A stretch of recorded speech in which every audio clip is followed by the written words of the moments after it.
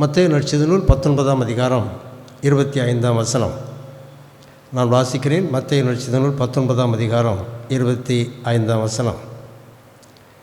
அவருடைய சீஷர்கள், இயேசு கிறிஸ்துவனுடைய சீஷர்கள் அதை கேட்டு மிகவும் ஆச்சரியப்பட்டு, அப்படியானால் யார் ரட்சிக்கப்படக்கூடும் என்றார்கள்.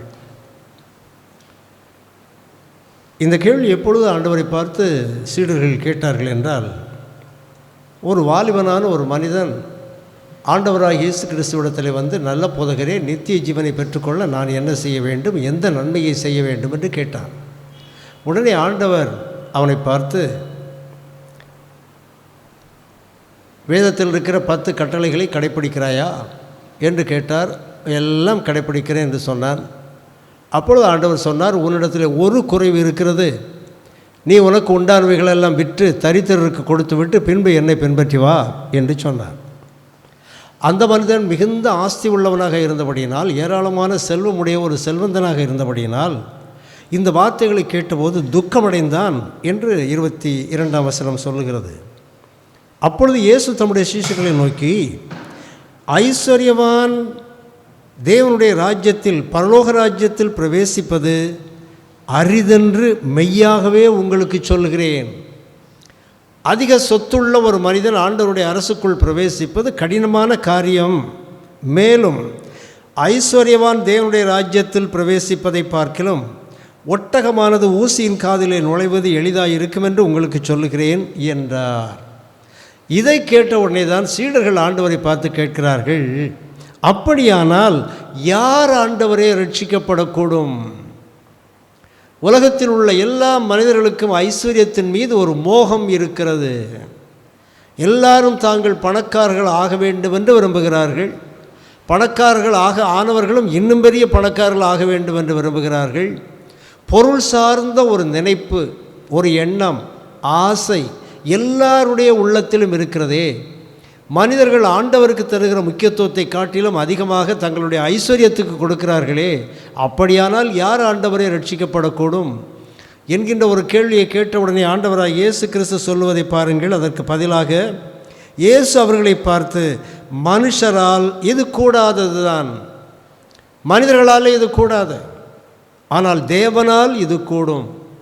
ஒரு மனிதன் ஐஸ்வர்யத்தின் மேல், செல்வத்தின் மேல் வைத்திருக்கிற நாட்டத்தை விட்டுவிட்டு தேவனை மாத்திரம் பற்றி கொள்வது அந்த மனிதனுடைய சொந்த முயற்சியினால் கூடக்கூடிய ஒரு விஷயம் அல்ல, ஆனால் தேவனாலே இது கூடும் என்று சொன்னார். அன்பானவர்களே,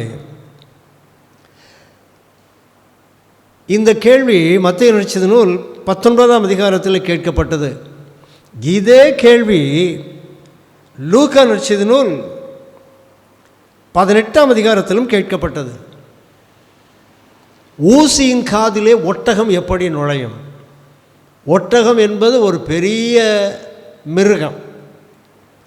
ஊசியின் காது என்பது நூல் நுழையக்கூடிய அளவுக்கு சிறியதானது. இதுக்குள்ளே எப்படி ஒரு ஒட்டகம் நுழையும்? ஆண்டவர் அதற்கு என்ன பதில் சொன்னார்? மனுஷனால் இது கூடாதுப்பா, ஆனால் தேவனால் எல்லாம் கூடும். ஐஸ்வர்யவான் பரலோக ராஜ்யத்திலே பிரவேசிப்பது ஊசியின் காதிலே ஒட்டகம் நுழைவது போன்ற கடினமான ஒரு காரியமாக இருந்தாலும், அது மனுஷனால் முடியாத ஒரு விஷயமாக இருந்தாலும், அது தேவனால் கூடும். எப்படி அது தேவனால் கூடும்? லூக்கா நற்செய்தி நூல் 18ஆம் அதிகாரத்தில் இந்த கேள்வி கேட்கப்பட்டது. லூக்கா நற்செய்தி நூல் 19ஆம் அதிகாரத்திலே ஒரு ஒட்டகம் ஊசியின் காதில் நுழைந்து விட்டது. ஒரு ஐஸ்வர்யவான் ஐஸ்வர்யத்தின் மேல் வைத்திருக்கிற நாட்டத்தை விட்டுவிட்டு முழுமையாய் தன்னை ஆண்டவருக்கென்று ஒப்பு கொடுத்து விட்டதை நீங்கள் அங்கே பார்க்கலாம். 19ஆம் அதிகாரத்தின் முதல் 10 வசனங்கள், லூக்கா 19ஆம் அதிகாரத்தின் முதல் 10 வசனங்களை நீங்கள் பார்த்தால், அங்கே ஒரு பெரிய ஐஸ்வர்யவானுடைய ஒரு சிறிய சம்பவம் எழுதப்பட்டிருக்கிறது. அந்த செல்வந்தனுடைய பெயர் சகேயு. அவன் வரி வசூலிக்கிறவன், வரி வசூலிப்பவர்களுக்கு தலைவனாக இருந்தவன். ஏராளமான சொத்து சுகம் அந்த மனிதருக்கு இருந்தது.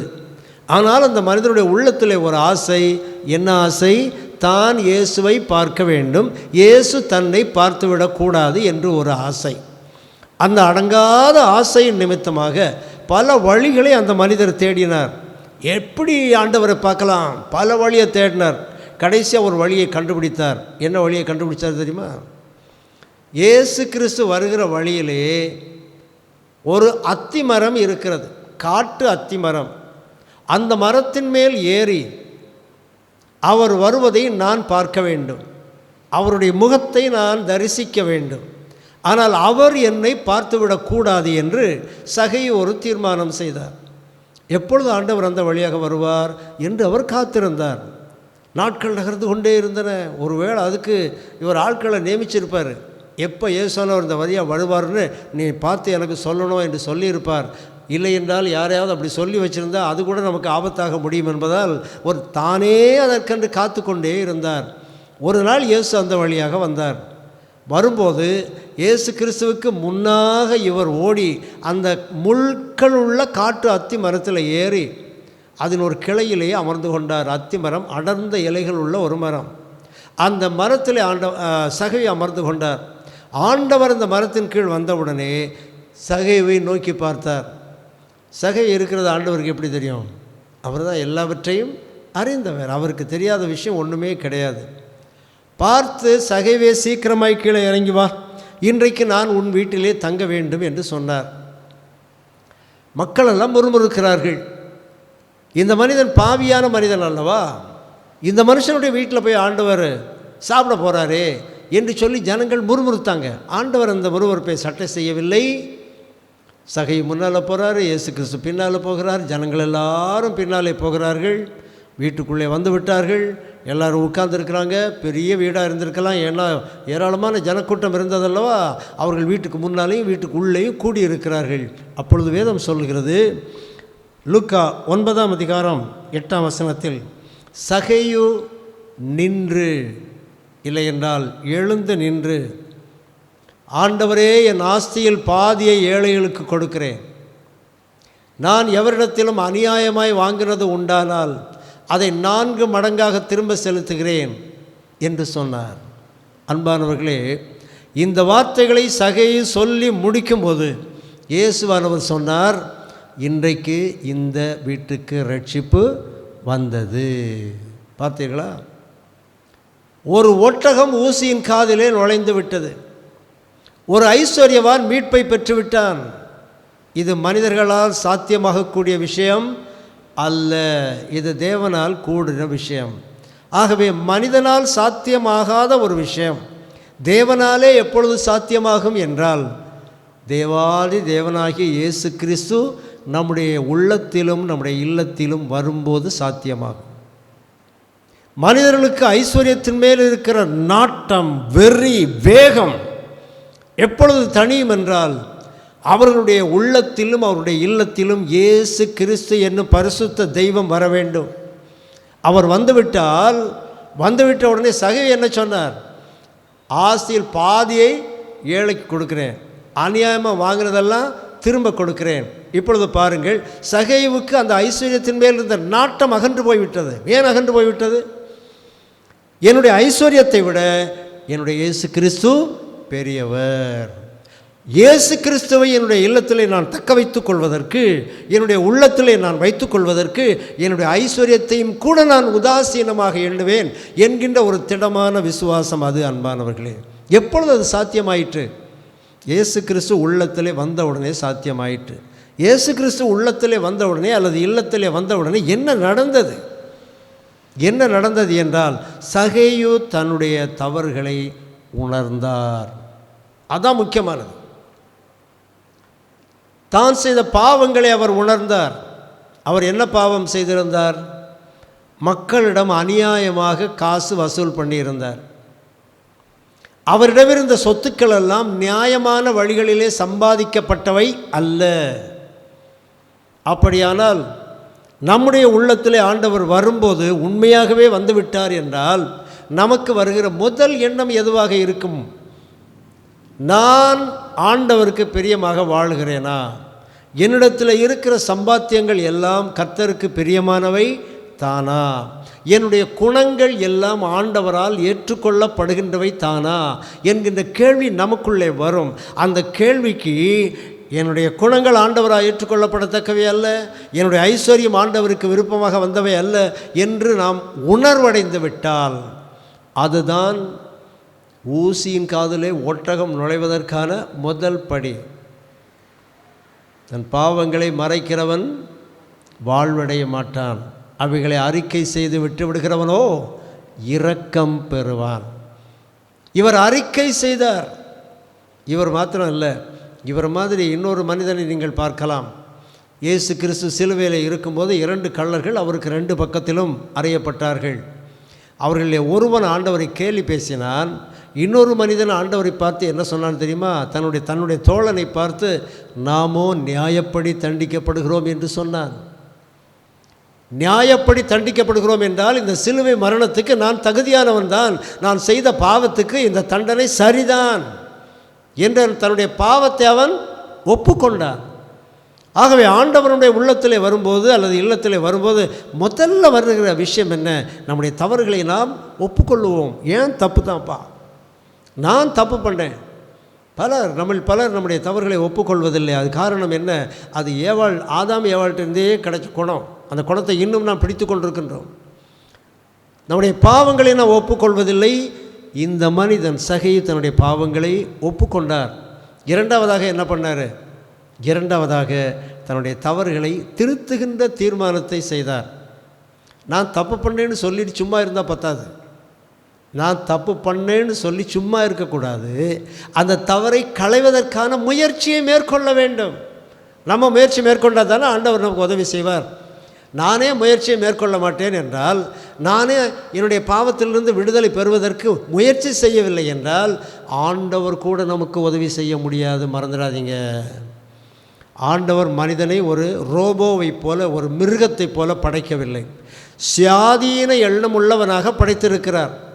நீங்களும் நானும் சொந்த சித்தம் உள்ளவர்கள், சுய சித்தம் உள்ளவர்கள். ஆண்டவருடைய கட்டளைக்கு கீழ்ப்படியும் போது முழுமையாய் அவரிடத்தில் ஒப்பு கொடுத்தால், நாம் ஒரு தீர்மானம் செய்து இனி இந்த வழிக்கு நான் போக மாட்டேன் என்று சொன்னால்தான் ஆண்டவர் நமக்கு உதவிக்கு வருவார், உதவி செய்வார். அந்த தீர்மானத்தை சகை எடுத்தார். முதல்ல தன்னை பாவி என்று ஒத்துக்கொண்டார்.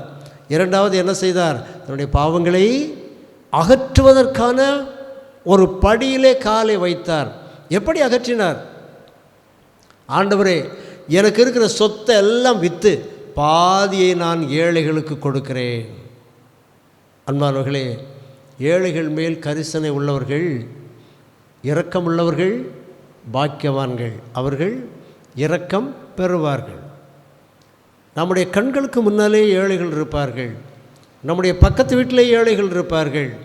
சில வேளைகளில் ஏதேனும் ஒரு காரணத்தை சொல்லி நாம் அவர்களுக்கு உதவி செய்யாமல் தவிர்ப்போம். அது தவறு. நாம் காண்கின்ற சகோதரிடத்தில் கஷ்டப்படுகிறவர் யாராவது ஒருவர் இருந்தார் என்றால் அவருக்கு உதவி செய்ய வேண்டியது நம்முடைய கடமை.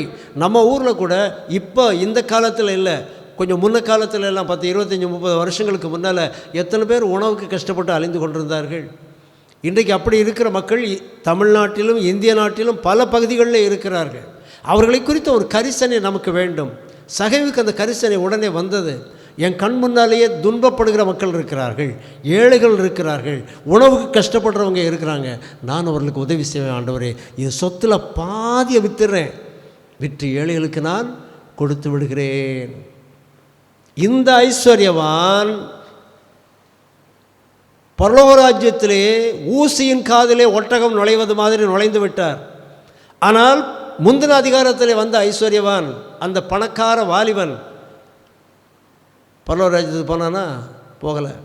ஆண்டவர் சொன்னார், உனக்குள்ளதெல்லாம் விற்று ஏழைகளுக்கு கொடுத்துட்டு என்ன பின்பற்றி வாழ்னார்.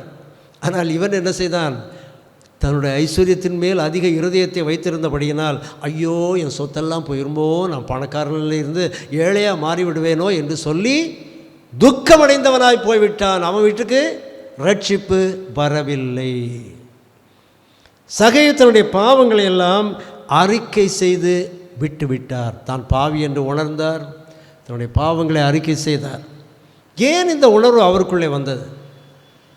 அது அடுத்த கேள்வி. ஏன் மனசுக்குள்ளே இப்படி ஒரு திடமான விசுவாசம் வந்தது?